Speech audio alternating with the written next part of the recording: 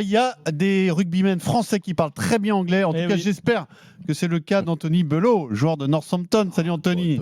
Salut tout le monde. Bonjour salut, Anthony. Salut. Salut, bienvenue dans le Moscato Show. Ça va Anthony? Ça va très bien. Vous avez des très beaux accents. Hein. Merci. Ça rend bien.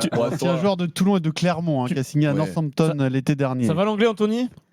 Ça va, on se débrouille, on s'accroche comme on dit. Non mais c'est un vrai sujet. Est-ce que quand tu arrives à Northampton, c'est compliqué les premiers jours notamment aux entraînements? Ça avait un bon niveau, non? Ouais, alors pour être honnête, je pensais que j'allais me débrouiller parce que bon, j'ai évolué avec pas mal de joueurs un peu de partout dans le monde. Quand je suis arrivé ici, je me suis dit bon, va falloir quand même un peu s'y remettre parce que c'est pas le même anglais.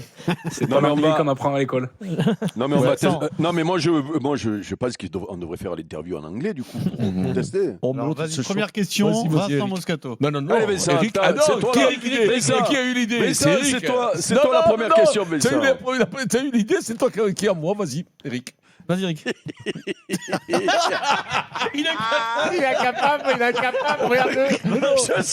Je sais pas de quoi parler. Il est nul en fait, Eric. Vas-y, Eric, maintenant. Mais allez, nos auditeurs nous écoutent. Allez, vas-y. What is your favorite players? Voilà. Et non, Northampton. Franchement, je parle tout le temps anglais. Si on peut au moins faire 10 minutes en français, ça me donnerait du bon au cœur. On va te sauver, Anthony. Anthony, tu nous sauves. Non, mais en réalité, c'est lui qui arrive pas. C'est bien parce que tu insistes, Anthony. La question du débat concerne l'équipe d'Angleterre. Les Anglais sont-ils vraiment nuls? Parce que on va le redire, ils sont dans un tournoi historiquement mauvais, puisque jamais l'Angleterre n'a terminé avec une victoire et 4 défaites. Donc s'ils perdent à Paris, ce sera la première fois. Et puis ils ont perdu surtout contre l'Italie pour la première fois de leur histoire, alors qu'ils sortaient d'une série assez incroyable de 12 victoires consécutives à cheval sur 2025 et 2026. Dans cette série, il y a l'équipe de France et la Nouvelle-Zélande.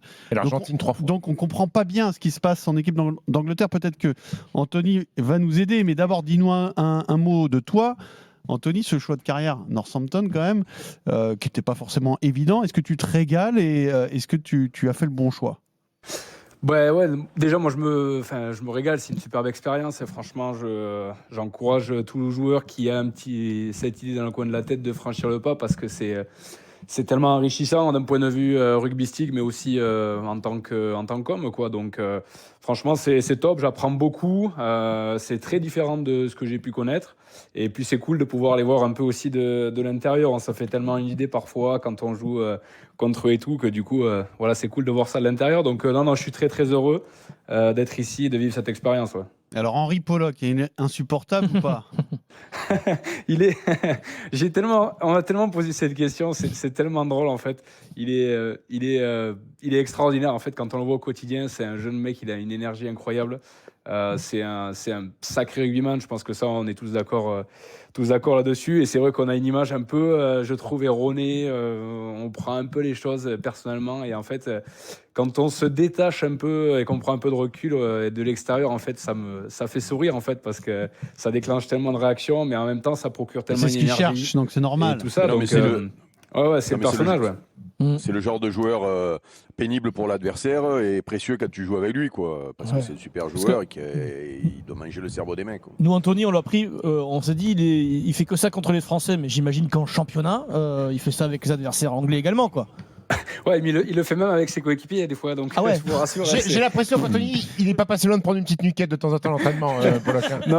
Non, j'exagère. Avec nous, il est top. Mais en fait, c'est quand on le voit vraiment comme un rugbyman et quand on le connaît au quotidien, en fait, on se dit juste, voilà, c'est Henri Pollock, quoi. Il est comme ça. C'est lui, c'est son caractère. Et en fait, ça le rend attachant, en fait. Ouais. On est avec Anthony Belot. Alors, on va faire le tour de table. Ensuite, Anthony, tu nous donneras peut-être, toi, ta vision de l'équipe d'Angleterre. Vincent, est-ce que tu as l'impression que vraiment, cette année, ils sont nuls, les Anglais? Non, ils sont pas bons, mon poulet.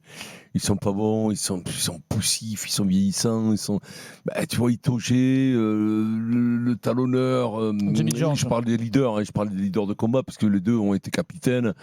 C'est poussif, quoi. ils n'arrivent pas à trouver leur jeu. C'est moyennas, c'est pas mal de postes. Je trouve le collectif et puis cet entraîneur, il fait pas l'unanimité. Il se fait démonter en ce moment en Angleterre. Mais toute moi, la presse, oui, c'est mais violent. ça a Et les toujours anciens été. joueurs.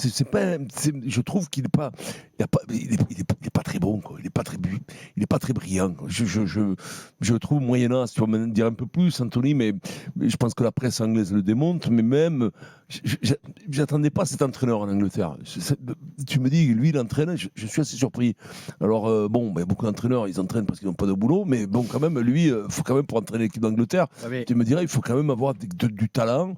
Je trouve pas qu'il a fait des choses extraordinaires avec cette équipe d'Angleterre. Ouais, mais c'était lui lors de la série victorieuse. 12 victoires consécutives. Ouais. Borswick. C'est pas mal, hein.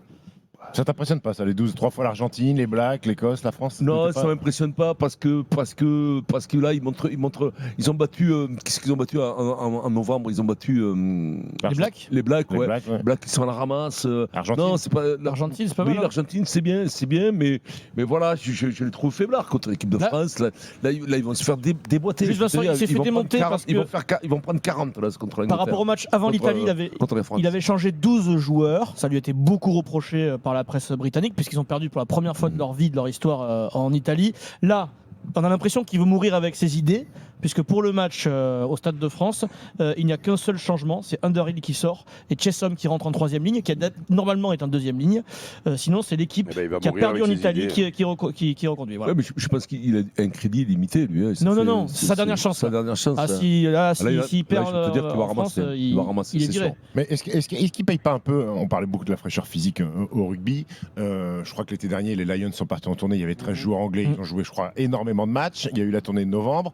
Ils se privent aussi de leurs règles. Les mecs qui jouent à l'étranger, ils peuvent pas jouer avec l'équipe d'Angleterre. Ouais, Ça veut dire que les comme frères Willis. Jack Willis de Toulouse, il peut pas jouer. Son frère qui a signé à l'UBB, il veut pas le prendre parce qu'il veut faire jouer des mecs qui vont être là à la Coupe du Monde 2027. Les gars du RCT, là, Sinclair et Ribans, ils peuvent pas jouer parce qu'ils jouent au top 14. Sinclair, il est rôti. Il fait pas de mal là Mais aujourd'hui. bon, Willis, il est titulaire tous les jours, non? Ouais. Ouais, Mais donc, est-ce qu'ils tient pas une balle en pied avec cette Anthony. règle-là aussi à un moment donné, les Anglais? Anthony.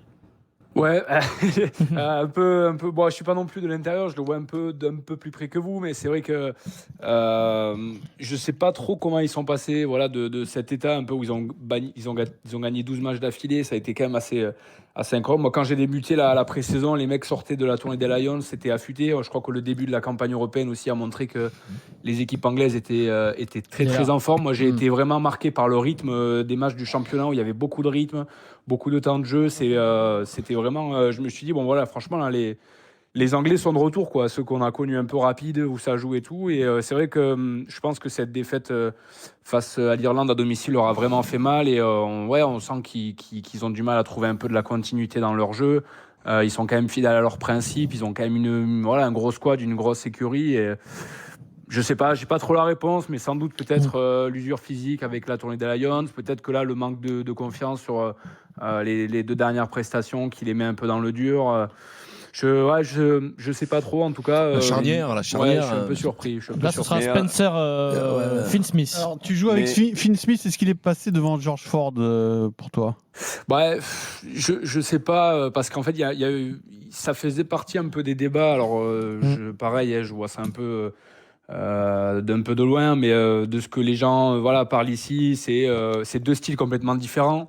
George Ford qui est vraiment le style typique anglais avec beaucoup de jeu au pied, beaucoup de gestion de l'équipe, gestion du jeu, temps fort, temps faible, et puis Finn qui est beaucoup plus jeune, qui vit un peu au travers du jeu aussi, qu'on pratique à Northampton, basé sur la vitesse, les lancements de jeu et tout. Donc c'est 2 styles complètement différents, et du coup je pense qu'ils sont un peu qui faire jouer pour quel match, avec quel contexte, et voilà quoi.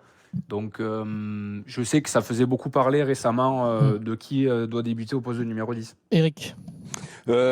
Justement, on parlait des anciens qui commencent peut-être à être en bout de course.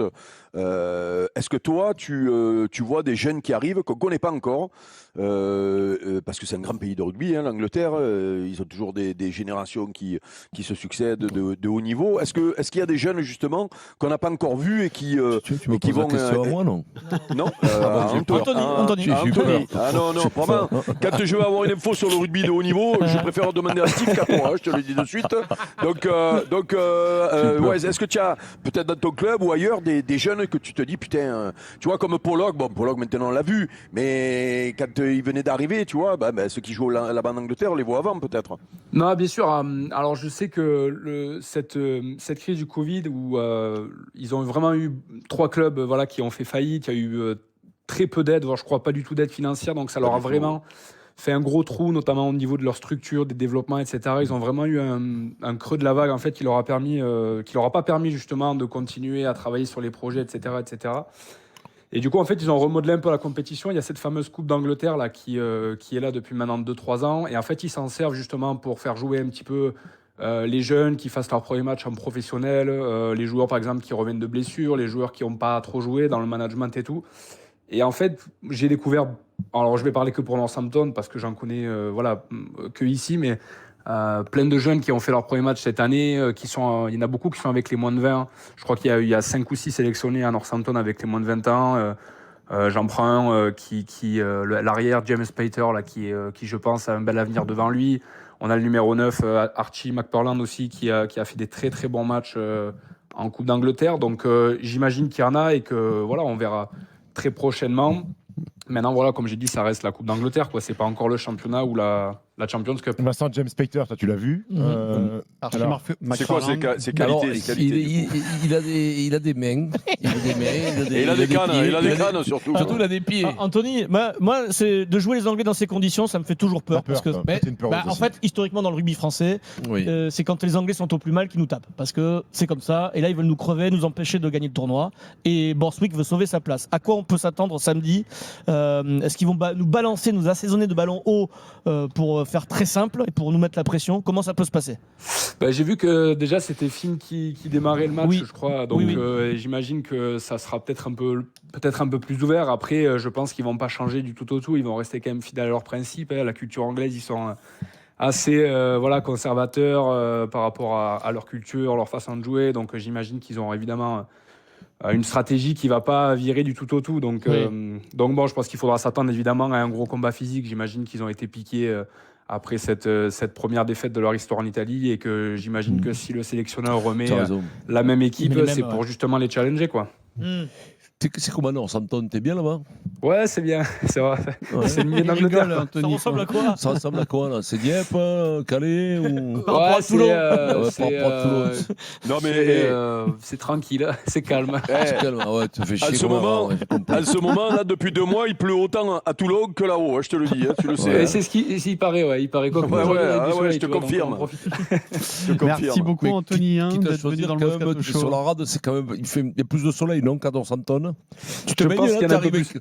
t'as repris l'entraînement en juillet, tu te baignes un peu de temps en temps, tu vas un peu à la mer. Ouais, j'avais demandé ce qui creuse un peu d'eau là jusqu'ici pour qu'on puisse prendre un peu le soleil, se baigner, mais c'est pas encore arrivé, ça devrait pas tarder. Les mecs qui vont à, comment ça s'appelle, là où il y a la jetée, là, à Brighton, là. C'est quand même, ça vous dit, c'est les mecs qui se baignent au mois d'août. Northampton, t'es loin de la T'es côte. loin, t'es loin de la côte à Northampton? Ouais, je crois qu'on est à 2-3 heures au plus près parce qu'on est vraiment en plein milieu, quoi. On est dans les Midlands en plein milieu. Donc après, en soi, en termes d'emplacement, on bouge très facilement. Il y a beaucoup de petits villages, de petites villes anglaises. On est à Londres qui est à 1 heure. Donc, j'ai l'impression, Anthony, Voilà. Anthony, quand je t'entends, j'ai l'impression que tu maîtrises Londres. Hein. Ouais. on y est allé plusieurs fois. On a passé quelques jours.